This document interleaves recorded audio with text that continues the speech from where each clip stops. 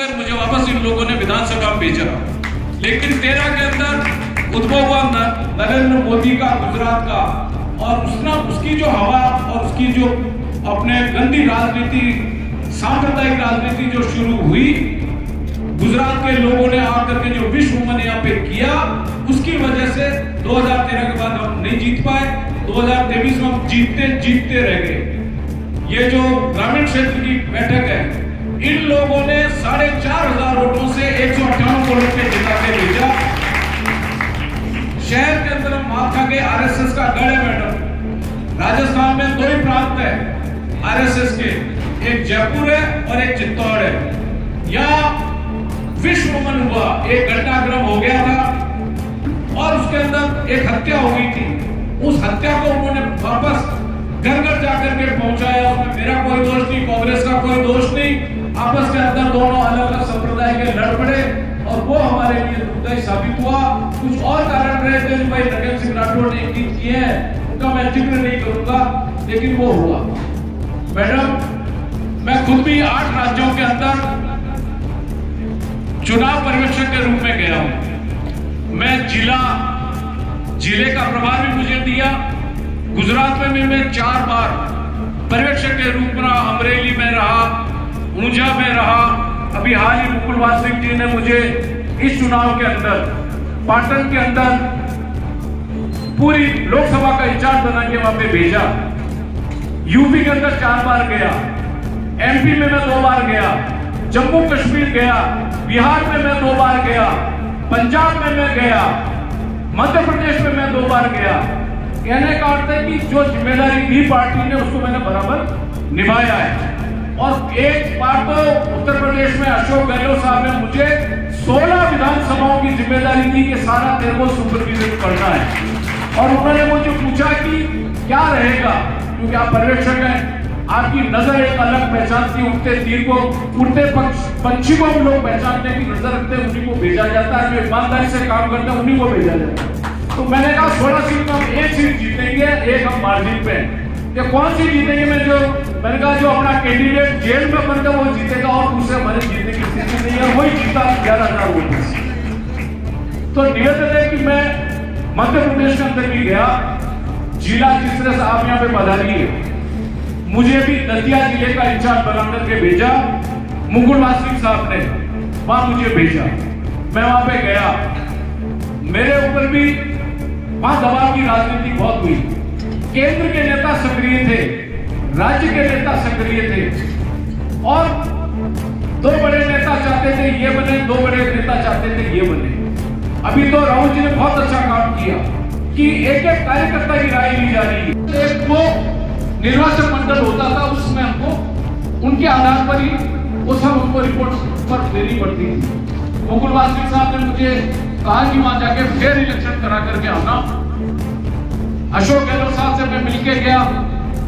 ये ज्योतिरादित्य सिंधिया उस वक्त कांग्रेस में थे, इन्होंने मुझे बुलाया। इन्होंने कहा कि दतिया मेरा जिला है, ध्यान रखना।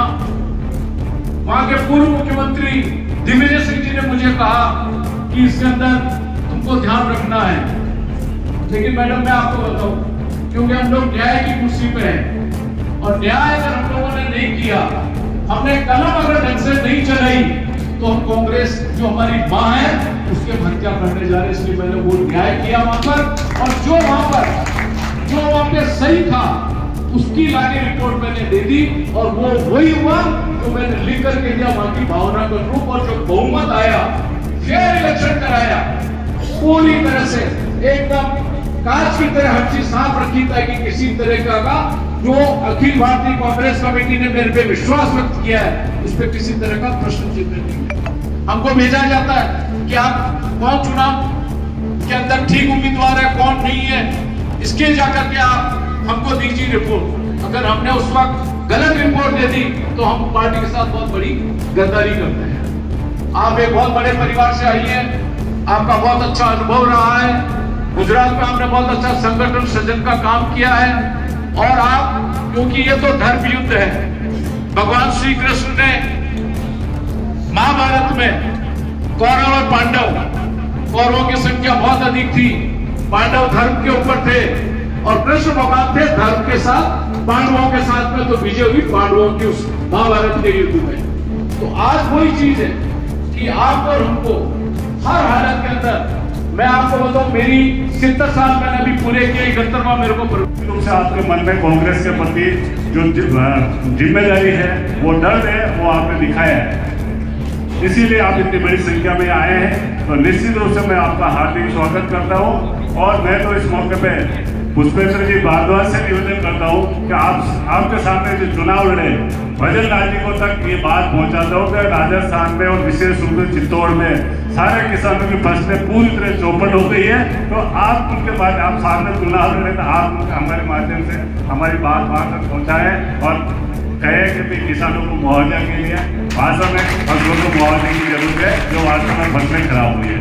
मैं इस मौके पे सबसे पहले यही कहूँगा, मैडम और भारद्वाज जी यहाँ बना रहे हैं और संगठन सर्जन अभियान के तहत यहाँ आए हैं, तो निश्चित रूप से आप एक निष्पक्ष न्याय करेंगे और आप सबकी एक रूबरू आपसे मिलके, हर कार्यकर्ता से मिलके आप निर्णय लेंगे और आप निश्चित रहे, क्योंकि मैडम का राजनीति के लिए बहुत अनुभवी है। आप गुजरात के भी पूरे स्टेट के सह प्रभारी है, तो निश्चित रूप से हमें पूरी तरह पूरा विश्वास है और आप जो भी निर्णय करेंगे अखिल भारतीय कांग्रेस कमेटी तक, घर के साथ तक, राहुल गांधी जी तक आप इस बात को पहुंचाएंगे और निश्चित रूप से सही निर्णय होगा।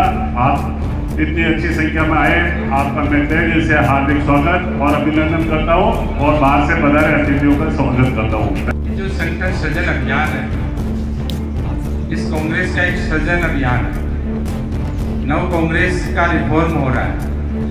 आप लोगों की भावनाओं को जाना जा रहा। माननीय राहुल गांधी जी चाहते हैं कि जनहित में निर्णय हो, पूरे जिले के अंदर से लोगों के बीच में नाम उठ करके आना चाहिए कि कौन व्यक्ति है जो संगठन को प्रति समर्पित है, कांग्रेस पार्टी को अगले कई सालों तक सींच सकता है।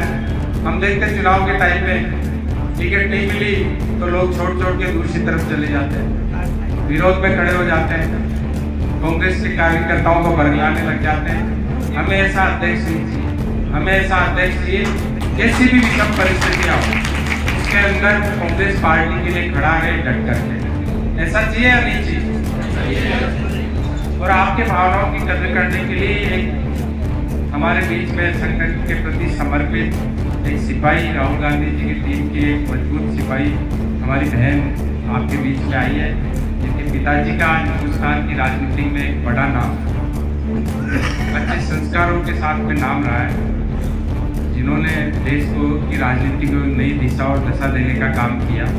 वो व्यक्तिगत आपसे मिलेंगे और इनकी इच्छा ये भी है कि शांति से आप लोग अपनी बात को रखें। आपको लगता है कि कोई राजस्थान में 25 से बने मुख्यमंत्री भजन लाल जी के सामने जो चुनाव लड़ने वाले हैं, पुष्पेंद्र जी भारद्वाज, जिन्होंने कांग्रेस से चुनाव लड़ा, प्रदेश कांग्रेस कमेटी के महासचिव है और यहाँ के ऑब्जर्वर है। मैं आपका दोनों का जिला कांग्रेस कमेटी की ओर से चित्तौड़गढ़ में हार्दिक स्वागत और अभिनंदन करता हूँ। साथ ही मंच में विराजमान पूर्व विधायक और हेरिटेज अथॉरिटी के पूर्व चेयरमैन आदरणीय जाधव साहब, जिला प्रदेश कांग्रेस कमेटी के सचिव आदरणीय नौर साहब, जिला उपाध्यक्ष नागेंद्र सिंह जी, ब्लॉक कांग्रेस कमेटी के अध्यक्ष भाई विक्रम जी। कर्मठ आदमी और डिवोटी आदमी है। अभी सूरजमाली का प्रकरण हुआ कपासन के अंदर, 17 दिन तक ये आदमी वहां पर लगातार बैठा रहा। अहमदाबाद गया सूरजमाली से मिलने, अशोक गहलोत साहब को लगातार रिपोर्ट देता रहा। अशोक गहलोत साहब इनके कहने से, मेरे निवेदन करने से सूरजमाली के पक्ष के अंदर कपासन आकर के उस मुद्दे को जिंदा किया। पूरी कांग्रेस पार्टी को एकजुट करके इन्होंने आंदोलन में खड़ा किया और उस आंदोलन के अंदर कांग्रेस पार्टी के कार्यकर्ताओं की विजय हुई। उसका सबसे बड़ा अगर श्रेय जाता है तो बेरूलाल जाट को जाता है, जो कांग्रेस के लिए दिन रात काम करता है। और ऐसे व्यक्ति को अगर हम खोजेंगे तो हम कांग्रेस का बहुत बड़ा नुकसान करेंगे। मैडम, ये मेरा आपसे निवेदन है। इसलिए आप जो भी चाहे फैसला करवाएं, लेकिन हमारी भावना है, मैं नाम किसी का नहीं लूंगा, लेकिन इनका 2.25 साल का कार्यकाल बहुत बेहतरीन रहा है। हर अध्यक्ष 5-5 साल तक रहा है। इनको मौका मिलना चाहिए, ये मेरी अपील है, ये मेरा आपसे निवेदन है। धन्यवाद। जय हिंद।